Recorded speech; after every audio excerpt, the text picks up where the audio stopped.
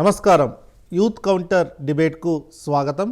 ఈరోజు మనతో పాటు డిస్కషన్లోకి పాల్గొనడానికి ప్రముఖ బహుజన యువ నాయకుడు మరియు ట్విట్టర్ యాక్టివిస్ట్ టోనీ గారు మనతో ఉన్నారు. టోనీ గారు స్వాగతం అండి. నమస్కారం. వారితో పాటు శ్రీకాంత్ గారు, శ్రీకాంత్ ఓబీసీ, పేరులోనే ఓబీసీ పెట్టుకొని ఓబీసీ అంశాల మీద, బడుగు బలహీన వర్గాల ఇష్యూల మీద మాట్లాడుతూ ఉంటారు. వారితో పాటు ఇప్పుడు ఓయూ జాక్ అధ్యక్షుడు కూడా ఉన్నారు. వారికి కూడా స్వాగతం పలుకుతాం. ఈరోజు మనకు డిస్కషన్లో అంశం ఉన్నత విద్యా సంస్థల్లో కుల వివక్ష. మొన్న all India OBC students association వాళ్ళు వేసిన ఆర్టీఏ ప్రకారంగా వచ్చిన రిపోర్ట్ల ద్వారా ఐఐటి, ఐఐఎంలలో దేశవ్యాప్తంగా ఉన్న ప్రముఖమైన విద్యా సంస్థలు ఐఐటి మరియు ఇండియన్ ఇన్స్టిట్యూట్ ఆఫ్ టెక్నాలజీ మరియు ఇండియన్ ఇన్స్టిట్యూట్ ఆఫ్ మేనేజ్మెంట్లో మనం ఎస్సీ, ఎస్టీ, ఓబీసీల ఫ్యాకల్టీ మెంబర్లు ఎంతమంది ఉన్నారు అని చూస్తే అసోసియేట్ ప్రొఫెసరు, అసిస్టెంట్ ప్రొఫెసర్లలో 8 ఐఐటీల్లో మరియు 7 ఐఐఎంలలో 80% వరకు 80% ఫ్యాకల్టీ మెంబర్లు జనరల్ కేటగిరీ ఉన్నారు. ఇలా చూసుకుంటూ పోతే కొన్ని ఐఐటీల్లో, కొన్ని ఐఐఎంలో ఐఐటి ముంబై, ఐఐటి ఖరగ్పూర్లో 90%, అంటే ఇక్కడ ఇంచుమించు ఒక 700 నుంచి 1000 ఫ్యాకల్టీ మెంబర్స్ ఉన్నారు. అందులో 90% వచ్చి జనరల్ కేటగిరీ నుంచే ఉన్నారు. అంటే కేవలం ఓబీసీ, ఎస్సీ, ఎస్టీ వర్గాలు కేవలం 10% ఉన్నాయి ఈ ఇన్స్టిట్యూషన్లో. కొన్ని ఇన్స్టిట్యూషన్లో ఐఐఎం ఇండోర్లో మొత్తం మీద 97.2% జనరల్ కేటగిరీకి చెందిన వాళ్ళే ఉన్నారు. అంటే ఎస్సీ, ఎస్టీ, ఓబీసీలు కేవలం 2.9% కూడా, అంటే 3% కూడా లేకుండా ఉన్నాయి ఈ ఇన్స్టిట్యూషన్లో. ఇలా చూసుకుంటూ పోతే ఐఐఎంలలో ఐఐఎం ఇండోర్ కానివ్వండి, లక్నో కానివ్వండి, ఉదయ్పూర్ కానివ్వండి, తమిళనాడులో ఉన్న తిరుచిపల్లిలో ఉన్న ఐఐఎంలలో కూడా మనం ఇక్కడ అగ్రవర్ణాలే ఎక్కువగా ఉన్నట్లుగా తెలుస్తున్నాయి.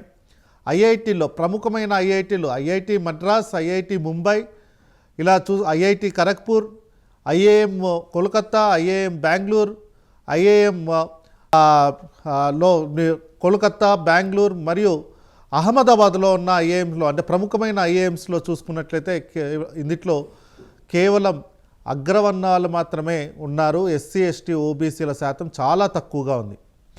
ఇది ఇలా ఉంటే సెంట్రల్ ఇన్స్టిట్యూషన్స్లో, సెంట్రల్ యూనివర్సిటీస్లో చూసుకున్నట్లయితే 2019లో ఇదే ఆర్గనైజేషన్ వేసిన ఆర్టీఏలో దేశవ్యాప్తంగా 45 సెంట్రల్ యూనివర్సిటీల్లో కేవలం 9 మంది ప్రొఫెసర్లు మాత్రమే ఉన్నారు. ఈ ఇన్స్టిట్యూషన్స్లో మళ్ళీ ఎస్సీ, ఎస్టీ, ఓబీసీకి సంబంధించిన సెల్స్ ఉండాలి, అవి కూడా లేవు. ఇలా ఇంత జరుగుతున్నా మనకు ఎక్కడ కూడా డిస్కషన్లోకి ఈ అంశాలని రాకుండా చేస్తున్నారు. మళ్ళీ రాజ్యాంగం మీద డిబేట్ జరుగుతుంది. ఈరోజు పార్లమెంట్లో రాజ్యాంగం మీద డిబేట్ జరుగుతుంది. అందులో సామాజిక న్యాయ అంశాన్ని, ఈ ఇష్యూలని ఏవైతే ఉన్నాయో ఈ కుల వివక్ష ఇన్స్టిట్యూషన్స్లో ఈ అంశాల మీద చాలా తక్కువగా డిస్కషన్లోకి రావడం చూసాం. ఒకరి మీద ఒకరు క్రిటిసైజ్ చేసుకోవడానికే కన్ఫైన్ అయినట్టుగా మనం చూడొచ్చు. ఇలాంటి తరుణంలో కుల వ్యవస్థ ఎలా ఉంది, ఆ ఇంపాక్ట్ ఈ అగ్ర యూనివర్సిటీలుగా చెప్పుకుంటున్న, ఉన్నత విద్యా సంస్థలుగా చెప్పుకుంటున్న ఐఐటి, ఐఐఎంలో దేశవ్యాప్తంగా, ప్రపంచవ్యాప్తంగా గుర్తింపున్న ఈ ఇన్స్టిట్యూషన్స్లో ఎలా ఉంది అన్న అంశాల మీద ఈరోజు డిస్కషన్ చేసుకుందాం. మొదటిగా టోనీ గారు మీరు చెప్పండి, ఎలా ఉంది, అంటే ఎలా చూస్తారు ఈ డేటా అంతా? మనకు ఈ డేటా వచ్చింది ఎస్సీ, ఎస్టీ, బీసీలు చాలా తక్కువగా రిప్రజెంటేషన్ ఉందని తెలుస్తుంది. మళ్ళీ దేశవ్యాప్తంగా ప్రతి ఏడాది కూడా లక్షల్లో విద్యార్థులు ఈ విద్యా సంస్థల్లో జాయిన్ అవుతున్నారు. ఈ విద్యా సంస్థల్లో డ్రాప్అవుట్ రేట్స్ కూడా ఎక్కువగా ఉన్నాయి. ఈ వర్గాల నుంచి, ఎస్సీ, ఎస్టీ, ఓబీసీ వర్గాల నుంచి ఈ ఐఐటీల్లో, ఐఐఎంలో డ్రాప్అవుట్ రేట్స్ కూడా ఎక్కువగా ఉన్నాయి. అసలు ఎస్సీ, ఎస్టీ, ఓబీసీ సెల్స్ లేకుండా ఉన్నాయి. సో ఎలా చూస్తారు ఈ మొత్తం వ్యవస్థని? నమస్కారం అండి. ముందుగా ప్రైమ్ నైన్కు ఇంత మంచి డిబేట్ పెట్టినందుకు ధన్యవాదాలు. ఇక్కడ ప్రొఫెసర్ దిలీప్ మండల్ గారు ఈ విద్యా వ్యవస్థలో అడ్మిషన్లు ప్రొఫెసర్లు విద్యార్థుల పర్సంటేజ్ ఎందుకు తక్కువగా ఉంది అనే దానిపైన ఒక మంచి మాట చెప్పారు. ఏకలవ్యుడు ఆయనకు జ్ఞానం లేక కాదు, ద్రోణాచార్యుడు దుర్మార్గుడు అవ్వడం వల్ల ఏకలవ్యులు అక్కడి వరకు రాలేకపోతారు, మంచి ఉన్నత విద్యను అభ్యసించలేకపోతున్నారు, వాళ్ళు పైకి రాలేకపోతున్నారు. ఇది భారతీయ విద్యా వ్యవస్థలో మొదటి నుంచి ఉన్నది. ఇప్పుడు మనము దీనికి కొంత ఓబీసీలకు, ఎస్సీలకు, ఎస్టీలకు కొంత రిజర్వేషన్ ఉన్నది. కానీ కొన్ని వందల ఏళ్ల క్రితం 100% రిజర్వేషన్ను ఈ వర్గాలు తీసుకున్నాయి, ఉన్నత వర్గాలు. ఇప్పుడు మీరు చెప్పిన డేటా ఏదైతే ఉందో అద్భుతమైన డేటా అది. 90%, 80 నుండి 90% ఒక కేంద్ర విద్యా సంస్థల్లో ఆధిపత్య కులాలే ఉన్నాయి. ఆధిపత్య కులాలు ఇంతకుముందు అది 100% రిజర్వేషన్తో ఉండేవాళ్ళు. వాళ్ళ తాతలు, వాళ్ళ తండ్రులు అందరూ చదువుకొని ఆర్థికంగా, సామాజికంగా, ఆర్థికంగా వాళ్ళు సెటిల్ అయ్యి వచ్చారు. ఈ కింది వర్గాలు ఏంటంటే వాళ్ళకు అంటే సరైన గైడెన్స్ ఉండదు, వాళ్ళకు lack of education, lack of ఏమంటాం ఫైనాన్స్ సరిగా ఉండదు. వీటన్నిటిని అధిగమించుకొని మరి యూనివర్సిటీల స్థాయి, సెంట్రల్ ఇన్స్టిట్యూట్ల స్థాయి వరకు వచ్చే వాళ్ళు చాలా కొద్ది మంది. ఆ కొద్ది మందికి అక్కడ డిస్కరేజ్మెంట్. ఇప్పుడు ఒక 40% మార్కులతోటి మేము ఈ వర్గాలకి రిజర్వ్డ్ సీట్లు ఉంటాయి కదా, ఆ సీట్లలో ఈ కట్ ఆఫ్ మార్కులతో మేము తీసుకుంటామని చెప్తారు. ఒక్క మార్కు, అర మార్కు తక్కువ వచ్చిందని ఆ పోస్ట్ అట్లనే ఖాళీగా పెడతారు. అంటే మినిమం ఎంకరేజ్మెంట్ ఆ వర్గాలకు లేకపోవడము, గైడెన్స్ లేకపోవడము, ఉద్దేశపూర్వకంగా వాళ్ళని తీసుకోకపోవడం ఫ్యాకల్టీ నుంచి కూడా జరుగుతుందంట. ఫ్యాకల్టీలు ఇప్పుడు ఉన్న వాళ్ళంతా ద్రోణాచార్యులేనండి. ఇట్లాంటి ద్రోణాచార్య సమాజం నుంచి ఈ వర్గాలు పైకి రావడం అనేది చాలా కష్టమైన పని. ఇప్పుడు కాంగ్రెస్ పార్టీ వాళ్ళు చెప్తారు 60 ఏళ్ళు 70 ఏళ్ళు 60 ఏళ్ళు దాదాపుగా ఈ దేశాన్ని పాలించారు డైరెక్ట్గా. ఇప్పుడు భారతీయ జనతా పార్టీ ఏదో గొడవ అయ్యేటప్పుడు మా తాత ఐఐటీలు పెట్టాడు, ఐఏఎంలు పెట్టాడు, IIITలు పెట్టాడు. ఎవరి కోసం పెట్టాడు కనిపిస్తుంది కదా. ఇప్పుడు మీరు చెప్పిన డేటా అయితే కనిపిస్తుంది. అంటే ఒకవైపు సామాజిక న్యాయం, మీరు ఇందాక అన్నట్టు సామాజిక న్యాయం మాట్లాడే పార్టీ పాలనలోనే 90%, 80 నుంచి 90% ఈ వర్గాల వారు ఉన్నారు. 90% ఉన్న ఈ ప్రజల జనాభా 3% మాత్రమే ఉన్నారు ఈ సెంట్రల్ ఇన్స్టిట్యూట్లో. అంటే ఈ దేశంలో రాజకీయ పాలన ఎట్లుంది, యూనివర్సిటీల్లో ఉన్న యంత్రాంగం ఏ విధంగా పనిచేస్తుంది, అసలు కింది కులాలకు కనీస ఎంకరేజ్మెంట్ దొరకడం లేదు, స్కాలర్షిప్లు కానీ ఇప్పుడు మీరు అన్నట్టు ఆ సెల్స్ పనిచేయడం లేదు, వీళ్ళకు ఫండ్ ఇవ్వట్లేదు. ఈవెన్ హాస్టల్స్లలో వీళ్ళకి సీట్ వచ్చినాక మీకు అదేంటి స్కాలర్షిప్ వస్తుంది కదా, మీరు బయట ఉండండి, ఇక్కడ అకామిడేషన్ అవైలబుల్గా లేదు, సరిపడా లేదు, బయట ఉండని పంపిస్తారు. లేదంటే ఒక ఏమిటి మన రీసెర్చ్ స్కాలర్ ఎవరైనా ఉంటే తనని డిమోటివేట్ చేస్తారు. డిమోట్ చేయడం వల్ల తను గ్రామంలో కానీ తన చుట్టుపక్కల పరిసరాల్లో కానీ అతను అంటే తను రీసెర్చ్ కంప్లీట్ చేయకపోవడము, పిహెచ్డి తీసుకోకపోవడం వల్ల మిగతా వచ్చేవాళ్ళు రాలేకపోతున్నారు. హైయర్ ఎడ్యుకేషన్కు డిమోటివ్ అవుతున్నారు. అంటే ఇంటర్, డిగ్రీ, పీజీ ఆ స్థాయిలోనే డిమోటివ్ అయ్యి హయ్యర్ ఎడ్యుకేషన్ వరకు రాలేకపోతారు. ఇట్లాంటి రీజన్స్ అన్నీ ఉన్నాయి. దీనికి అంతటికి ఒక పొలిటికల్, ఒక ఈకో సిస్టమ్, ఒక సోషల్ సిస్టమ్ సెటప్ అయి ఉన్నది. ఆ సెటప్ నుంచి రానివ్వకుండా పక్కాగా అడ్డుకుంటున్నారు. దానివల్లనే ఇప్పుడు అసలు ఎంత దారుణం ఇది. ఇట్లాంటి 70 ఏళ్ళు అయినా కూడా ఒక 3% ఎస్సీ, ఎస్టీ, ఓబీసీలు 3% ఉన్నారంటే మన విద్యా వ్యవస్థ ఎంత అధ్వానంలో ఉందో అర్థం చేసుకోవచ్చు. యాక్చువల్లీ మహాత్మా పూలే గారు చెప్పారు, విద్య లేకపోవడం వల్లే శూద్రులు ఇంతకాలం వెనుకబడి ఉన్నారు.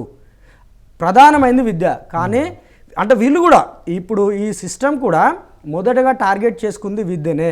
వీడు విద్య నేర్చుకుంటే తెలివైనవాడు అడుగుతాడు, వాడు హక్కులు అడుగుతాడు, ఆర్థికంగా ఎదుగుతాడు.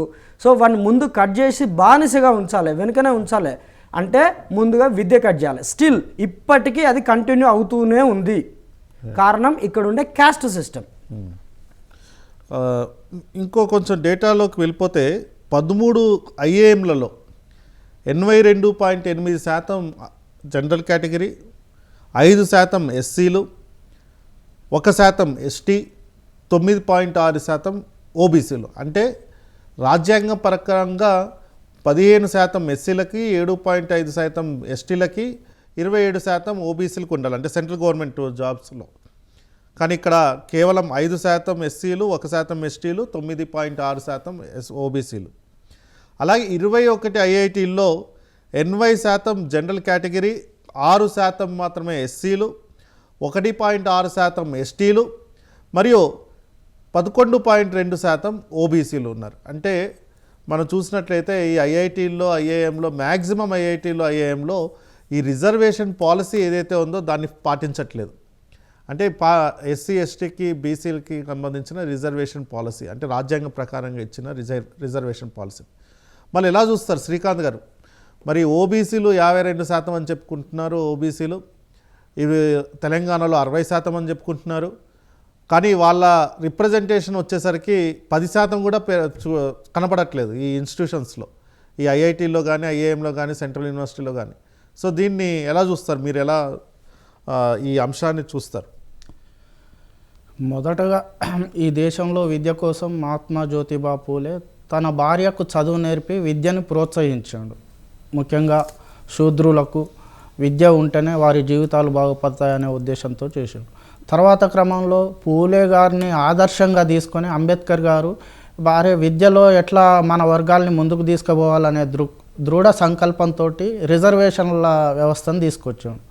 సరే, రిజర్వేషన్లను తీసుకొచ్చినా కూడా ఈరోజు ఆ రిజర్వేషన్ల ద్వారా ఉన్నత విద్యా సంస్థల్లోకి అడుగుపెట్టినా కూడా, ఉన్నత ఉద్యోగాల్లోకి అడుగుపెట్టినా కూడా కుల వివక్షతను ఎదుర్కొంటున్నది సమాజం. ఇవాళ బీసీ ఎస్సీ ఎస్టీ సమాజం కుల వివక్షతను ఎదుర్కొంటుంది. కానీ వీళ్ళు ఎట్లా ఉన్నదంటే వీళ్ళ ఆలోచన విధానం అగ్రకులాలది. మొదటగా వాళ్ళ పేర్ల పక్కన తోకలు పెట్టుకున్నారు. వాళ్ళు ముందే వాళ్ళ పేర్ల పక్కన తోకలు పెట్టుకొని ఉన్నారు కాబట్టి ఆ తోకల్ని గ్రహించి వాళ్ళ వర్గాలని దగ్గరికి తీసుకొని చదువు నేర్పడం, ఉద్యోగాలలో ఇంటర్వ్యూలలో మార్కులు ఎక్కువ వేయడం, ఎక్కడికక్కడ వాళ్ళని ప్రోత్సహించడం, వాళ్ళకి గైడ్ చేయడం జరుగుతుంది. మన ఈ బీసీఎస్సీ ఎస్టీ వర్గాల పక్కన తోకలు లేవు కాబట్టి వాళ్ళు తోకలు ఎమ్మటే గ్రహించి వాడిని దగ్గరికి తీయడం ఇది చేస్తుంది. ఇంకొకటి ఏం చెప్పదలుచుకున్నానంటే, ఇవాళ ముఖ్యంగా మనం ఈ 10th క్లాస్ వరకు కూడా మనం ఒక స్కూల్ యూనిఫామ్ పెడతాం కదా, అసలు ఐఐటీలలో కూడా స్కూల్ యూనిఫామ్ సిస్టమ్ పెట్టాలి. కార్లని అలో చేయొద్దు. కొంత వాళ్ళకు సిస్టమేటిక్ ఎవరేందనేది గుర్తుపట్టకుండా ఒక డ్రెస్సింగ్ కోడ్ కూడా యూనిఫామ్ పెడితేనే బాగుంటుంది అనేది నా ఆలోచన విధానం. ఇంకోటి ఏంటంటే, ఇవాళ 2018 నుంచి 2023 మధ్యకాలంలో ఐఐటీలో డ్రాప్అవుట్స్ ఎన్ని ఉన్నాయంటే 2544 మంది ఓబీసీ విద్యార్థులు డ్రాప్అవుట్ అయ్యారు. 538 మంది ఈ ఎస్టీ విద్యార్థులు డ్రాప్అవుట్ అయ్యారు. 1362 మంది ఎస్సీ విద్యార్థులు డ్రాప్అవుట్ అయ్యారు. ఇవాళ ఎంతో కష్టపడి వాళ్ళ తల్లిదండ్రులు ఎంతో కష్టపడి మా పిల్లలు ఉన్నత విద్యను అభ్యసించాలని వాళ్ళని ఎన్నో కష్ట నష్టాలకు ఓర్చుకొని ఉన్న భూములు అమ్ముకొని ఏదన్నా బంగారం తాకట్టు పెట్టి వాళ్ళకున్న కొంత దాన్ని వాళ్ళని ఎంతో కష్టపడి చదివించి అక్కడి దాకా వాళ్ళని పంపిస్తే ఈరోజు ప్రభుత్వాలు కానీ వాళ్ళని ఎట్లా వాళ్ళకు సరైన గైడెన్స్ వాళ్ళకు ఎంతో వాళ్ళ స్వశక్తితోటి అక్కడికి పోయినా కూడా వీళ్ళ యొక్క కుట్రలు కుతంత్రాలతోటి వాళ్ళకు గైడెన్స్ ఇవ్వాల్సినటువంటి ప్రొఫెసర్లు, వాళ్ళకు ఒక గైడ్ చేయవలసినటువంటి ప్రొఫెసర్లు వాళ్ళని అన్ని రకాలుగా కూడా ఎందుకంటే వాళ్ళు వచ్చిన వాతావరణ పరిస్థితుల వల్ల వాళ్ళకు కొంత లాంగ్వేజ్ ప్రాబ్లం ఉంటుంది, కొంత సబ్జెక్ట్ వాళ్ళకు కోచింగ్లు తీసుకోరు, డైరెక్ట్ వస్తారు కాబట్టి ఏదో స్వశక్తితో వాళ్ళని ఏ రకంగా వాళ్ళని ఇబ్బంది పెట్టాలి, ఏ టాపిక్లు ఇచ్చి వాళ్ళని డిస్క్రిమినేట్ గురి చేయడం, వాళ్ళని అది చేయలేదని అందరి ముందర అవమానించడం, ఇవన్నీ జరగడం వల్ల చివరికి మన బీసీఎస్సీ ఎస్టీ విద్యార్థులు ఆత్మహత్యలకు పాల్పడిన సంఘటనలు చాలా ఉన్నాయి యూనివర్సిటీలో. ముఖ్యంగా ఈ కేంద్రీయ విద్యాలయంలో కూడా గత 5 సంవత్సరాల్లో 2018 నుంచి 23 మధ్యన 6900 మంది ఓబీసీ విద్యార్థులు డ్రాప్అవుట్ అయినరు. 3596 మంది ఎస్సీ విద్యార్థులు డ్రాప్అవుట్ అయినరు. 8939 మంది ఎస్టీ విద్యార్థులు డ్రాప్అవుట్ అయినరు. అసలు కేంద్రీయ చదువుకోవడానికి రిజర్వేషన్లు ఉపయోగించుకొని ఎంతో కొంత తెలివితోటి స్వశక్తితోటి ఇలా అక్కడి దాకా అడుగు పెడితే కూడా వాళ్ళని కుల వివక్షతోటి ఈ చేయడం చాలా దారుణమైన పరిస్థితి. ఇప్పుడున్న చట్టాలని అసలు ఈ కుల వివక్షతని ఎదుర్కోవడానికి ఎస్సీ ఎస్టీ సెల్లులు ఉన్నా కూడా అక్కడ కంప్లైంట్ ఇవ్వడానికి కూడా భయపడేటట్టు చేస్తున్నారు. ఎందుకంటే అక్కడ కంప్లైంట్ ఇచ్చినా కూడా వాళ్ళకి ఏదో ప్రాబ్లం జరుగుతుందనే మానసిక స్థితిలోకి విద్యార్థుల్ని నెట్టి ఇలా ప్రభుత్వాలు చెలగాట మారుతున్నాయి. ఇది చాలా దారుణమైన పరిస్థితి. ఉన్నత విద్యా సంస్థల్లో బీసీ ఎస్సీ ఎస్టీల రక్షణ కోసం ప్రత్యేకమైనటువంటి కొన్ని చట్టాలు తీసుకురావాలి. అదేవిధంగా ప్రత్యేకమైనటువంటి పద్ధతులు ఏదన్నా ఉంటే కూడా వాళ్ళకి ఎమ్మటే సైకాలజిస్టుల్ని ఏర్పాటు చేయాలి. వాళ్ళ ఆత్మహత్యలకు బాల్పడకుండా వాళ్ళు ఎందుకు డ్రాప్ అవుట్ అయితే, నువ్వు ఒక వ్యక్తి డ్రాప్ అవుట్ అయితే అతను ఎందుకు డ్రాప్ అవుట్ అవుతుండ అనేది ఎమ్మటే వాళ్ళకి కౌన్సిలింగ్ నిర్వహించి వాళ్ళని ఆదుకునే పరంగా వాళ్ళకు భరోసా కల్పించే విధంగా డ్రాప్ అవుట్లు కాకుండా ఆ రకమైనటువంటి ప్రయత్నాలు చేయాలి. స్నేహపూర్వకమైన వాతావరణాన్ని కల్పించే విధంగా ఇవాళ యూనివర్సిటీలు మెలగాలని నేను కరెక్ట్ చెప్తున్నాను. సరే టోనీ గారు, ఇప్పుడు మనకు ఈ రిక్రూట్మెంట్ వ్యవస్థ అంతా అంటే సెంట్రల్ యూనివర్సిటీస్ కానీ ఐఐటి ఐఐఎంలు ఎన్ఐటి ఐజర్లు ఐఐఎస్సీలు ఇలా డిఫరెంట్ సెంట్రల్ ఇన్స్టిట్యూషన్స్లో మొత్తం ఓన్లీ ఇంటర్వ్యూ బేస్డ్ బాగానే రిక్రూట్మెంట్ జరుగుతున్నాయి. ఫ్యాకల్టీ రిక్రూట్మెంట్లు అంటే ఇంటర్వ్యూ అంటే ఎవరినైనా తీసుకోవచ్చు. మినిమం క్వాలిఫికేషన్ ఉన్న వాళ్ళని ఎవరినైనా వాళ్ళు సెలెక్ట్ చేసుకొని తీసుకోవచ్చు. లేకపోతే ఎస్సీ ఎస్టీ ఓబీసీ కేటగిరీలో నాన్ ఫౌండ్ సూటబుల్ అంటే మనకు సూటబుల్ క్యాండిడేట్ దొరకలేదు అనేసి కూడా చెప్పి వాళ్ళని రిజెక్ట్ చేయొచ్చు. సో ఇలా అటానమీ ఇవ్వడం వల్ల ఈ ఇన్స్టిట్యూషన్స్కి ప్రాబ్లమ్స్ ఉంటాయంటారా, లేకపోతే ఆల్టర్నేటివ్ వ్యవస్థని ఏమైనా తీసుకురావాలంటారు? డెఫినెట్లీ. యాక్చువల్లీ మొన్నటి గొడవ వల్ల తెలంగాణ ప్రభుత్వము ఇంటర్వ్యూని క్యాన్సిల్ చేసింది గ్రూప్ 1కి సంబంధించి. ఎందుకు గ్రూప్ 1కి సంబంధించి వాళ్ళే గవర్నమెంట్ ఎందుకు క్యాన్సిల్ చేయాల్సి వచ్చిందంటే మీరు చెప్పిన ఎగ్జాక్ట్లీ రీజన్స్. అంటే రిటర్న్ టెస్ట్లో చాలామంది బహుజన విద్యార్థులు మంచి మార్క్స్ తెచ్చుకుంటారు. మంచి మార్క్స్ తెచ్చుకున్నప్పటికీ మనము సివిల్స్ కూడా చూసుకోండి, సివిల్స్ కానీ మొన్న జరిగిన మెడికల్ ఎంట్రన్స్ ఇట్లాంటి అన్ని వాటిల్లో రిటర్న్ టెస్ట్లో ఈ కింది వర్గాల పిల్లలు ఎక్కువ మార్కులు తెచ్చుకుంటారు. ఎట్ ది సేమ్ టైం వాళ్ళు ఇంటర్వ్యూకి పోయేసరికి ఆ మార్క్స్ చేంజ్ అవుతుంది. అంటే ఇంటర్వ్యూ అనేది బహిరంగంగా కనిపించింది, వాళ్ళ మధ్య జరిగే ఒప్పందాలతోటి ఒక విచక్షణ రహితంగా ఇంటర్వ్యూవర్స్ ఏం చేస్తారు అంటే మార్క్స్ వేస్తారు. వాళ్ళు సహజంగా ఎవరికి ఎత్తాడో సామెత ఉంటుంది కదా తెలంగాణలో, వడ్డించేవాడు మనవాడైతే ఎక్కడున్నా మనకు ముక్కలు పడతాయి అన్నట్టుగా ఇంటర్వ్యూ చేసేవాళ్ళు వాళ్ళ పిల్లలకు ఫేవర్ చేసుకుంటారు, వాళ్ళ సామాజిక వర్గాల పిల్లలకు. ఇక్కడ క్యాస్ట్ అనేది వెరీ కామన్ థింగ్ అండి అన్నిటికీ మించి. సో డెఫినెట్లీ వాళ్ళ క్యాస్ట్కి సంబంధించిన పిల్లలకు మార్కులు వేసుకుంటారు. ఈ ఇంటర్వ్యూ ఏదైనా ఏం చేస్తుందంటే మొత్తం మిస్లీడ్ అవుతుంది వ్యవస్థను మొత్తము. అంటే వాడు ప్రిలిమ్స్ రాస్తాడు, మెయిన్స్ రాస్తాడు, ఇంకేదో రాస్తాడు, అక్కడి వరకు వచ్చి కోచింగ్లు తీసుకొని అక్కడి వరకు వచ్చినాక మంచి పర్సంటేజ్ తోటి ఇంకా నాకు సీట్ వచ్చింది లేదా జాబ్ వచ్చింది అనుకుంటారు. కానీ ఇంటర్వ్యూ వచ్చేసరికి వాడిని మొత్తం రివర్స్ చేస్తుంది. ఒక రకంగా చెప్పాలంటే 50% తప్పిదాలని ఒక ఇంటర్వ్యూ మ్యానిపులేట్ చేస్తుందండి, చాలా దారుణంగా మ్యానిపులేట్ చేస్తుంది. సో దీన్ని తీసేయాలి, లేదా దీన్ని కూడా రికార్డెడ్గా పెట్టాలి. వాళ్ళు ఏం క్వశ్చన్స్ అడిగారు, ఈ విద్యార్థులు ఏం సమాధానం చెప్పారు, ఏ ప్రశ్నకు ఎన్ని ఆన్సర్స్ ఇచ్చారు, ఎందుకు ఇచ్చారు, లేదా మొత్తం తీసేయాలి.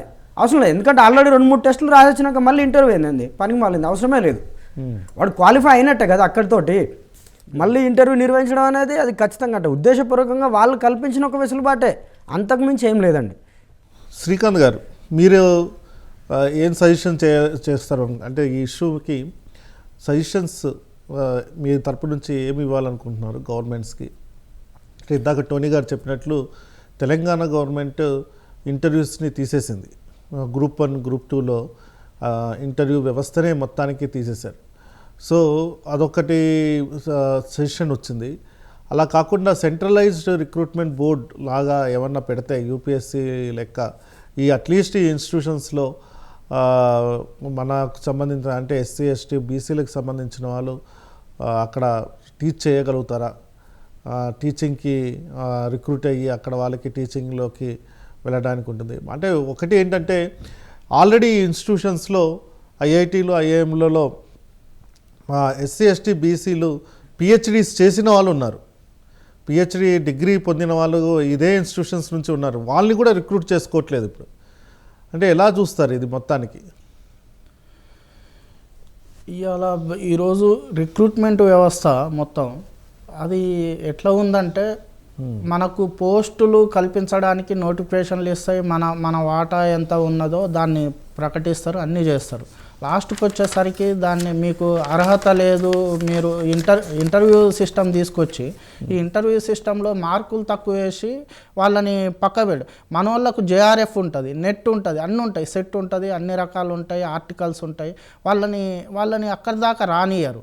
ఎందుకంటే వాళ్ళు ముందే వాళ్ళు వాళ్ళ వర్గాలు ఎవరో పేర్ల పక్కన ఇంతకుముందే చెప్పిన నేను పేరు పక్కన తోకలు ఎవరు ఉన్నాయో ఆ తోకల్ని బట్టి వాళ్ళని రిక్రూట్ చేసుకుంటుంటారు అన్నమాట. సిస్టంలో నిజంగా ఇంటర్వ్యూ సిస్టాన్ని తీసేసి ఇప్పుడు నెట్ పరిగణలోకి తీసుకోవాలి, జేఆర్ఎఫ్ పరిగణలోకి తీసుకొని ఆర్టికల్స్ కొంత ఇవన్నీ పరిగణలోకి తీసుకొని వాళ్ళ టీచింగ్ అనుభవం కాంట్రాక్ట్ బేసిక్లో మనోడు 10-20 సంవత్సరాల నుంచి యూనివర్సిటీలలో కాంట్రాక్ట్ బేస్గా పనిచేస్తూనే ఉంటాడు. ఎవడో వచ్చి డైరెక్ట్ వాడు ఓసీ వాడు వచ్చి డైరెక్ట్ వాడు ఎమ్మటే వాడు ప్రొఫెసర్ అవుతుంటాడు. అరే వీడు 20 సంవత్సరాల నుంచి టీచింగ్ ఫీల్డ్లో ఉంటాడు. వాడిని తీసుకోవడానికి కూడా వాళ్ళకు కూడా కాంట్రాక్ట్ ఉన్న వాళ్ళకు కూడా వెయిటేజ్ ఇవ్వాలి. వాళ్ళు కూడా వాళ్ళు చెప్పుకుంటా వాళ్ళకు కొంత వెయిటేజ్ ఇచ్చి మన వర్గాలని తీసుకురావడానికి కొంత వెసులుబాటు కల్పించే విధంగా ఈ యూనివర్సిటీలు వాళ్ళ స్వతంత్ర ప్రతిపత్త సంస్థలు కాబట్టి ఇవన్నీ కూడా కొంత ఇక్కడ ఆ కమిటీలలో కూడా బీసీఎస్సీ ఎస్టీలను తీసుకొని ఆ బీసీఎస్సీ ఎస్టీ ప్రొఫెసర్లు కూడా ఆ రకమైన మీరు కూడా మన వర్గాల్ని తీసుకురావడానికి మీరు కూడా చేదోడు వాదోడుగా నిలిచి దీంట్లో మార్పుల కోసం కొంత పోరాటాలు చేయాలి. మీరు కూడా చేసి మన వర్గాల్ని ఉన్నత విద్యలో టీచింగ్లో కానీ వాళ్ళని మన పిల్లల్ని ఈ రీసెర్చ్ పరంగా ప్రోత్సహించడానికి కానీ ఇవన్నీ మనోళ్ళు కూడా కొంత ముందడుగేయాలనేది నేను సలహా ఇస్తాను. ఓకే టోనీ గారు, ఇదంతా మనం సెంట్రల్ యూనివర్సిటీస్ గురించి మాట్లాడుతున్నాం, కానీ స్టేట్ యూనివర్సిటీస్లో అసలు రిక్రూట్మెంటే అవ్వట్లేదు. అక్కడ అట్లీస్ట్ రిక్రూట్మెంట్ అవుతుంది, ఇక్కడ అసలు దశాబ్దాలుగా తెలుగు రాష్ట్రాల్లో 2 రాష్ట్రాల్లో కూడా అటు ఆంధ్ర యూనివర్సిటీ నుంచి ఇటు ఉస్మానియా దాకా, తర్వాత అటు ఎస్వి నుంచి ఇటు కేయూ దాకా మనం అన్ని యూనివర్సిటీలు చూసుకున్నా కేవలం ప్రతి డిపార్ట్మెంట్లో ఒక్కరు లేక ఇద్దరు రిక్రూట్మెంట్ లేక మొత్తం స్టేట్ యూనివర్సిటీస్ అన్నీ మొత్తం నాశనం అయిపోతున్నాయి. కానీ ఇక్కడ ప్రైవేట్ యూనివర్సిటీల్లో లక్షల్లో తీసుకుంటున్నారు. సేమ్ ఫీ స్ట్రక్చర్ తీసుకున్నట్లయితే కోర్సులు చూసుకున్నట్లయితే లక్షల్లో తీసుకుంటున్నారు. అటు ఎస్సీ ఎస్టీ బీసీలు ఇంకా మనకున్న ఆప్షన్లలో స్టేట్ యూనివర్సిటీస్కి వెళ్ళడం జరిగింది. కానీ అక్కడ క్వాలిటీ రీసెర్చ్ కానివ్వండి లేకపోతే అకాడమిక్స్ కానీ అవ్వట్లేదు. సో దాన్ని ఎలా స్ట్రెంథెన్ చేయాలంటారు? స్టేట్ గవర్నమెంట్స్ కూడా ఎలా చూడాలి వీటిని, స్టేట్ యూనివర్సిటీస్ని? ముందుగా యాక్చువల్లీ చాలామంది డిమాండ్ చేస్తారు ఎడ్యుకేషన్ అనేది కంప్లీట్ గవర్నమెంట్కి సంబంధించింది, అది పూర్తి గవర్నమెంట్ పరిధిలోనే ఉండాలంటారు. అట్లేం అవసరం లేదు. యూఎస్లో ఎక్కువ ప్రైవేట్ యూనివర్సిటీస్ ఉంటాయి, అయినప్పటికీ అక్కడ మంచి ఎడ్యుకేషన్ ఉంటుంది. అంటే ఇక్కడ నువ్వు ఉన్న వాటిని కరెక్ట్గా సంస్కరిస్తే ప్రైవేట్కు పోవాల్సిన అవసరం ఉండదు ఆడికి. అంటే ఫస్ట్ థింగ్ అది ప్రైవేటు ఉండయా అసలు వాటిని బంద్ చేయాలా కాదు ఇక్కడ మ్యాటరు. ఉన్న రిసోర్స్ని సరిగ్గా వాడుకోవాలి. వాళ్ళు ఏం చేస్తారంటే ఈ యూనివర్సిటీలు ఇట్లాంటి విద్యా సంస్థలన్నీ ఎప్పుడు అగ్రహారాలు అయిపోయాయండి, అగ్రహారంగా నడుతున్నాయి. అయితే మీరు చెప్పిన ఈ స్టేట్ యూనివర్సిటీలో ముందు నుంచి కొంత ఈ బహుజన్ పాపులేషన్ నుంచి కొంత రిప్రజెంటేషన్ ముందు నుంచి ఉంది. వీళ్ళు కాస్త చురుగ్గా బాగానే ఉన్నారంట. సెంట్రల్ యూనివర్సిటీతో పోలిస్తే స్టేట్ యూనివర్సిటీలు ఈ విషయంలో చాలా బాగున్నాయి. వాళ్ళు చాలామంది స్కాలర్స్ ఈ యూనివర్సిటీ నుంచి బయటకు వస్తారు. అంటే వీటిని కూడా మన మిత్రుడు ఇందాక చెప్పినట్టుగా ఇంటర్వ్యూ బేస్లో కానీ రిటర్న్ టెస్ట్లో కానీ చాలా డిమోటివేట్ చేస్తూ ఉంటారు, హాస్టల్ ఫెసిలిటీ కల్పించరు. ఇప్పటికి మీరు చూడండి ఉస్మానియా కాకతీయ యూనివర్సిటీలో హాస్టల్ చాలా దరిద్రంగా ఉంటాయి, చాలా దారుణమైన స్థితిలో ఉంటాయి. అసలు యూనివర్సిటీలకు ఫండే ఇవ్వట్లే, ఎడ్యుకేషన్కు ఫండే పెట్టట్లే గవర్నమెంట్. ఫ్రీ స్కీమ్స్కు గొర్రెలకు బర్రెలకు వాటికి ఫండ్ పెడతారు కానీ ఎడ్యుకేషన్కి మినిమం ఫండ్ పెట్టట్లా. వాళ్ళు మా తిండి బాగలేదు, మాకు సరైన ఎడ్యుకేషన్ లేదు, మాకు స్కాలర్షిప్లు బలేదు, ఈవెన్ మాకు ఫ్యాకల్టీ లేదు అంటే ఇవన్నీ పెడతారు. ఇప్పటికీ స్టేట్ యూనివర్సిటీలో ఒక 50% అబోవ్ పోస్టులు ఖాళీగానే ఉన్నాయండి, ఫ్యాకల్టీ పోస్టులు. వాటిని నింపకుండా వాడికి ఎట్లా చదువుకుంటాడు? దానికి తోడు ఫుడ్ సరిగా ఉండదు. అంటే ఒక భయమైన వాతావరణాన్ని క్రియేట్ చేస్తారు. మేము ఇక్కడికి వెళ్తే చదువుకోలేము, మేము ఇక్కడికి వెళ్తే బాగుపడలేము, ఒకవేళ వెళ్ళినా వాడి థీసిస్ ఫినిష్ కాదు, చదువు ఫినిష్ కాదు, కొన్ని ఏళ్ళ తరబడి వాడు అట్లనే ఉంటాడు. లేదా వాడిని వేరే వ్యసనాలకు అలవాటు చేస్తారు. అంటే అక్కడ ఉన్న వాతావరణం ఏముంటుందంటే వేరే వ్యసనాలకు అలవాటు చేసి వాడిని డైవర్ట్ చేస్తూ ఉంటారు. అది ఫ్యాకల్టీ నుంచి జరగవచ్చు, విద్యార్థుల నుంచి జరగవచ్చు. సో పోయినవాడు వాళ్ళ తమ్ముళ్ళు చెల్లెళ్ళు చూసి ఒక ఎగ్జాంపుల్ ఏంటంటే అన్న ఓయూలో చదువుకున్నాడు కానీ ఏం లాభం లేదు, ఆ బలాదూరు తిరుగుతాడు, రౌడీ రాజకీయాలు చేస్తాడు, దాంట్లో పోయి చదువు రాదు మను రాదు. సో ఉస్మానియా కాకతీయ పోయి ఇంకా లాభం లేదు, మనం ఏదైనా ప్రైవేట్ ఇన్స్టిట్యూట్ పోయి చదువుకుందాం, ఉన్న జాగా అమ్మి, ఉన్న భూమి అమ్మి, లేకుండా బంగారం అమ్మి అప్పులు చేసి ఇట్లాంటి వాతావరణాన్ని క్రియేట్ చేసి ప్రైవేట్ ఎడ్యుకేషన్ ఎంకరేజ్ చేస్తారు. మళ్ళీ ప్రైవేట్ ఎడ్యుకేషన్లో మళ్ళీ ఈ పిల్లలు ఏమైనా ఉన్నారంటే వాళ్ళకంత ఫైనాన్షియల్ స్టేటస్ ఉండదు. సో మొత్తం అల్టిమేట్గా వీళ్ళని ఏంటంటే ఎడ్యుకేషన్ నుంచి దూరం చేయాలి. దూరం చేసి వీళ్ళకి రాజకీయంగా వేరే ప్రయోజనాలు ఉంటాయి. సో వీడికి ఉపాధి కల్పించవద్దు, వీళ్ళని తెలివైన చేయొద్దు. ఈ తెలివైన చేయకుండా వీళ్ళ రాజకీయం నడుతాయి, వీళ్ళ దందాలు నడుతాయి, వీళ్ళ వ్యాపారాలు నడుతాయి. వీటన్నిటికీ రీజన్ అన్నమాట. ఎడ్యుకేషన్ ఏం చేస్తుంది అంటే వీటన్నిటిని కొలాప్స్ చేస్తుంది. ఇప్పుడున్న సిస్టమ్ను మొత్తం కొలాప్స్ అయ్యి చదువుకోవడం వల్లనే కండి ఈ మాత్రం 60 ఏళ్ళలో ఈ మాత్రం మార్పులు వచ్చినాయి. సో ఆ చదువుకు దూరం చేయడానికి ఎన్ని పాసిబిలిటీస్ ఉంటే అన్ని పాసిబిలిటీస్లో ప్రయత్నాలు చేస్తూనే ఉంటారు.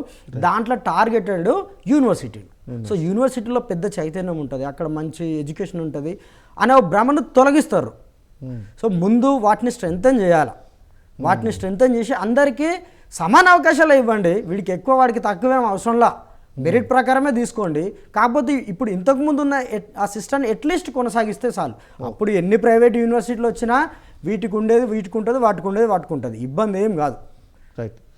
శ్రీకాంత్ గారు ఎలా చూస్తారంటే ప్రైవేట్ యూనివర్సిటీస్ని మనం ఎలా స్ట్రెంగ్తన్ చేసుకోవాలి, మన స్టేట్ యూనివర్సిటీస్ని మనం ఎలా స్ట్రెంగ్తన్ చేసుకోవాలి? ప్రైవేట్ యూనివర్సిటీస్ చాలా పెరిగిపోతున్నాయి ఈ తెలంగాణ రాష్ట్రంలో కానీ ఆంధ్రప్రదేశ్లో కానీ ప్రైవేట్ యూనివర్సిటీస్ చాలా పెరిగిపోయాయి. అలాంటి తరుణంలో స్టేట్ యూనివర్సిటీస్ని పరిరక్షించుకునే బాధ్యత ఎవరి మీద ఉంది, ఎలా చేయాలి, ఎలా ముందుకెళ్ళాలి, గవర్నమెంట్స్ రోల్ ఏంటి, వీటి మీద మీరు డిస్కస్ చేస్తారు. ఇవాళ కేంద్ర రాష్ట్ర ప్రభుత్వాలు అన్ని రంగాల్లో ప్రైవేటీకరణను ప్రోత్సహిస్తున్నాయి. ఇప్పుడు అది ఎటువైపు వచ్చినాయంటే లాస్ట్కు ఇక విద్యా రంగంలో వైద్య రంగంలో కూడా ప్రైవేటీకరణని ప్రోత్సహిస్తున్నాయి. ఎందుకంటే ఇక్కడ వీళ్ళకు రిజర్వేషన్లు ప్రైవేట్ యూనివర్సిటీలలో అయితే రిజర్వేషన్లు ఉండవు. వాడు అమలు చేయడు, అని ఇష్టం వచ్చినట్టు వాడు అమలు చేసే చట్టాలు లేవు, ఇంకా చట్టాలు తీసుకురాలేదు. ఒకవేళ వచ్చినా వాడు సరిగ్గా అమలు చేయడు కూడా ఆ ప్రైవేట్ సంస్థలలో. అయితే ఈ మొత్తానికే ఈ గవర్నమెంట్ యూనివర్సిటీలని నిర్వీర్యం చేసి ఆ భూముల్ని ఎట్లా గొల్లగొట్టాలి, ఆ భూముల్ని ఎట్లా ఈ భూముల్ని ఎట్లా వాడుకోవాలనే స్కెచ్లో ఉన్నాయి ఇక పాలకులు. ఎందుకంటే వీళ్ళకి ఇంత ఫ్రీ ఎడ్యుకేషన్ ఇచ్చి వీళ్ళని ఎందుకు చదివించాలి, వీళ్ళని ఎందుకు డెవలప్ చేయాలి అనే దృక్పథంతో ఆలోచిస్తున్నాం. ఇవన్నీ మారాలంటే ఇదంతా ఈ వ్యవస్థల్ని మార్చాలంటే ఒకటే మన ఓటుతోటే ఇవన్నీ మారగలుగుతాయి. మన ఓటు మనం వేసుకొని మన వర్గాలు రాజ్యాధికారంలో కూర్చున్న నాడే మన గురించి మన వర్గాల బీసీ ఎస్సీ ఎస్టీ వర్గాల గురించి ఆలోచించాం. మనం ఎవరికో ఓటేసి ఇక వాడిని ఈ ప్రైవేటీకరణ చేయొద్దు అని అంటే వానితో ఎంత కొట్లాడినా వాడు చేసేది చేసుకుంటూ పోతూనే ఉంటాడు. ఇది అమ్మొద్దు, ఈ భూములు అమ్మొద్దు, ఈ ప్రభుత్వ భూములు అమ్మొద్దు, ఇది చేయొద్దు అది చేయొద్దు అంటే వాడు దేనికో ప్రాజెక్టుల పేరిట 1000 కోట్లు పెడతాడు. కానీ విద్యా విధానం మీద వాడు ఇవాళ చాలా ప్రాథమిక పాఠశాలలు మూసివేసిండ్రు. చాలా గ్రామాలల్లో ఎన్నో పాఠశాలలు మూసివేసిండ్రు గత 10 సంవత్సరాల కాలంలో.